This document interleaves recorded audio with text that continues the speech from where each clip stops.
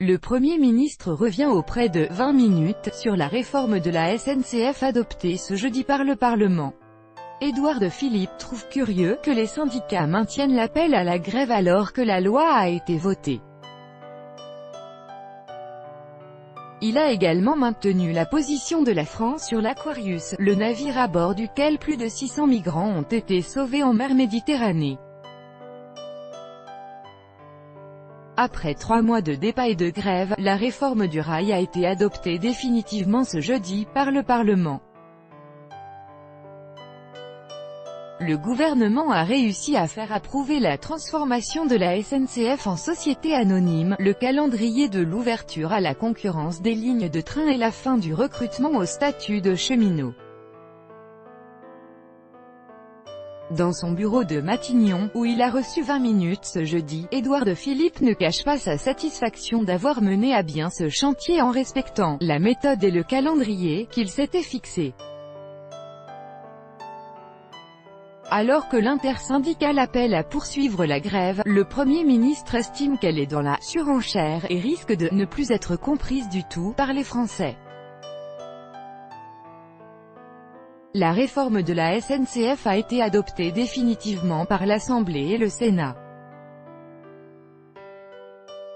Que va-t-elle changer pour les Français? Elle va permettre à la SNCF, et donc au train, de mieux fonctionner, et aux Français d'avoir une offre plus variée, moins chère, plus riche et de meilleure qualité en matière de services ferroviaires.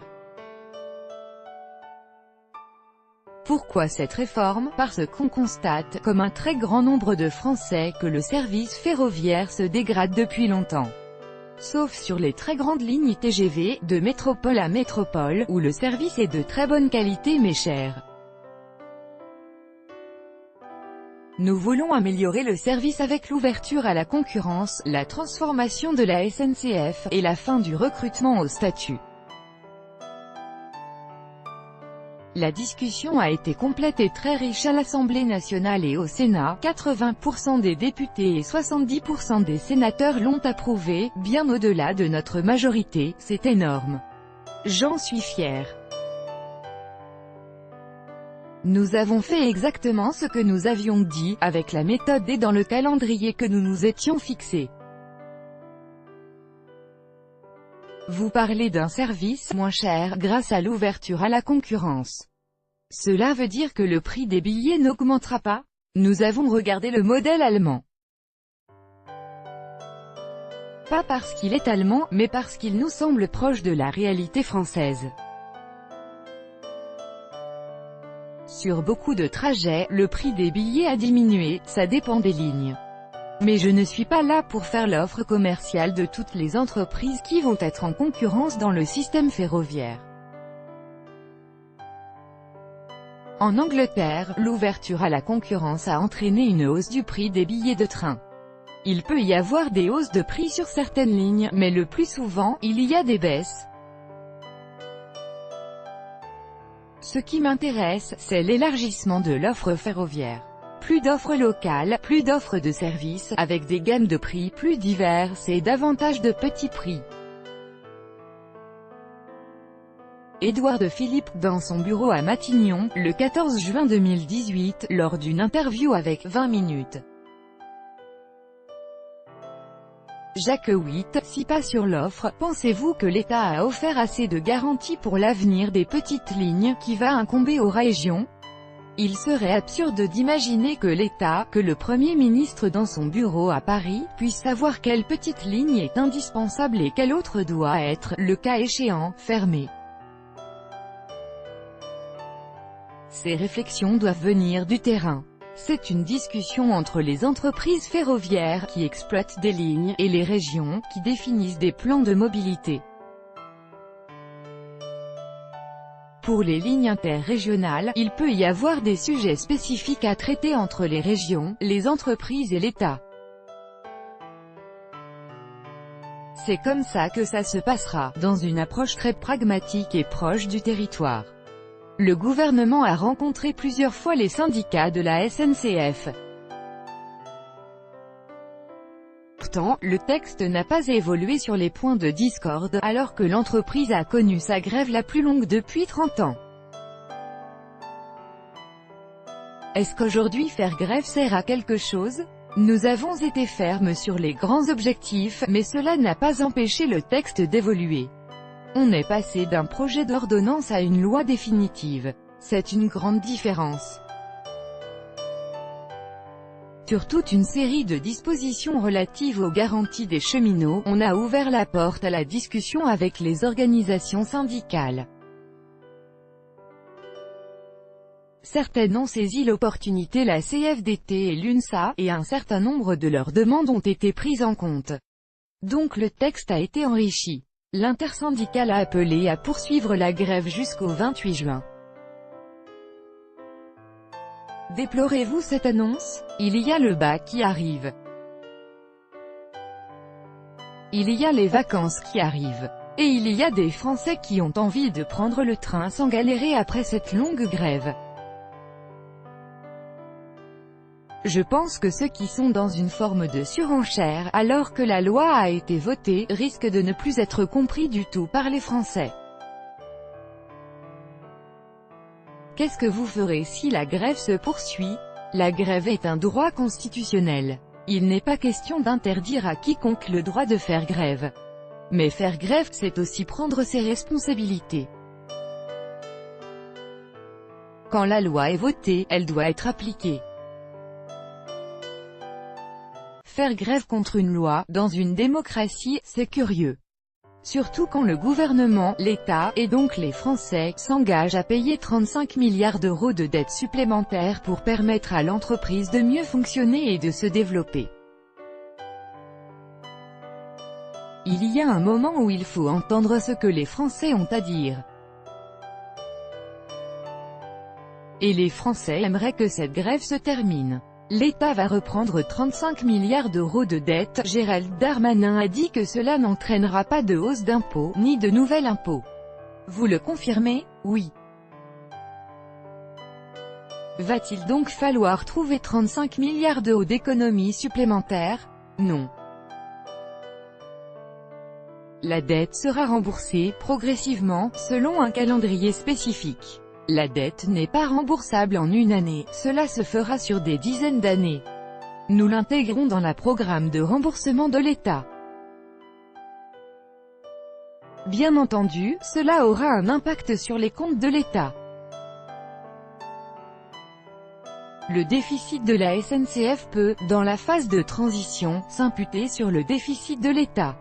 Et donc créer 0,1 ou 0,2 points de déficit supplémentaire. Raison de plus pour que la SNCF revienne vite à l'équilibre. Gilles Boyer, conseiller du Premier ministre, et Édouard Philippe, à Matignon, le 14 juin 2018. Jacques VIII, si pas pourquoi la France ne s'est-elle pas proposée pour accueillir l'Aquarius après le refus de l'Italie? C'est à l'Italie qu'il incombait d'accueillir ce bateau. Elle a délibérément décidé de ne pas le faire, en méconnaissance de ses obligations internationales. Le droit international maritime prévoit que c'est à l'État dont les côtes sont les plus proches d'offrir un port sûr à un bateau accueillant des personnes en situation de détresse. Je ne méconnais pas les difficultés que rencontre l'Italie, liées à l'affluent de migrants.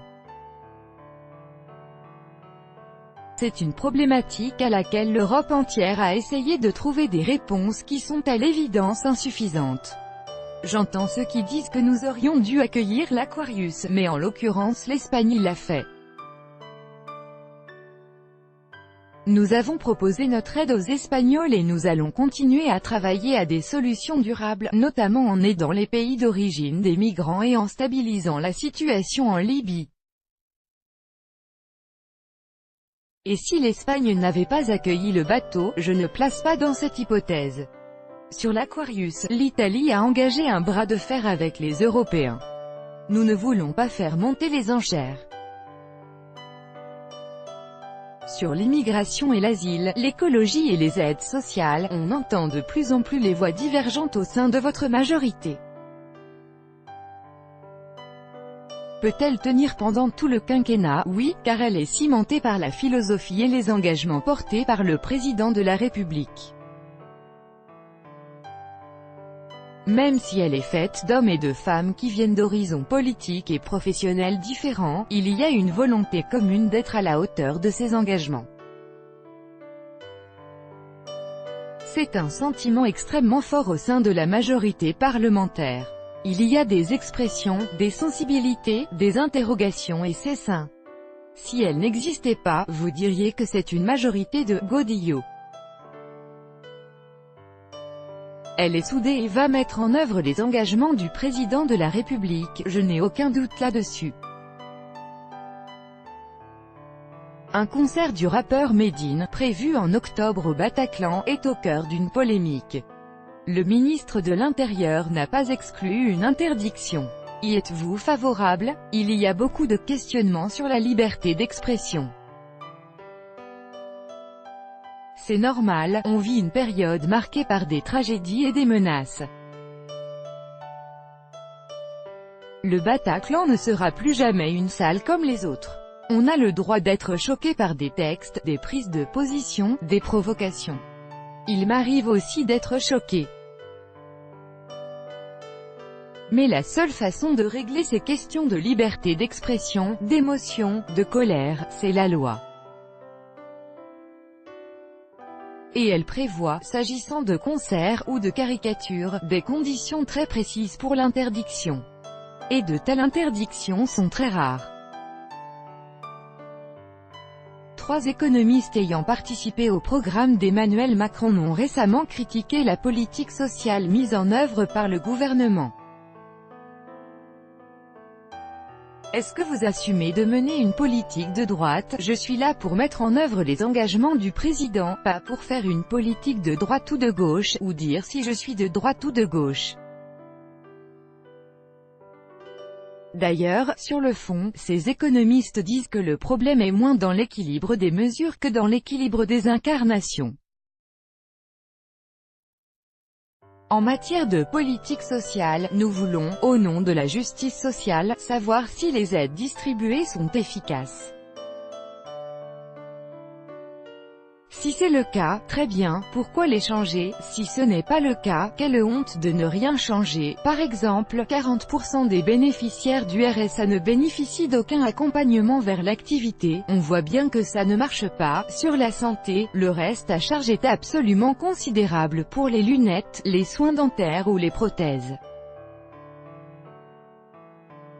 Ça n'a choqué personne pendant bien longtemps, moi, ça me choque car l'accès à ces soins pour nos concitoyens, notamment les plus modestes, est un sujet majeur. Et nous allons régler ce problème, en mettant en place le reste à charge zéro dans ces 3 domaines.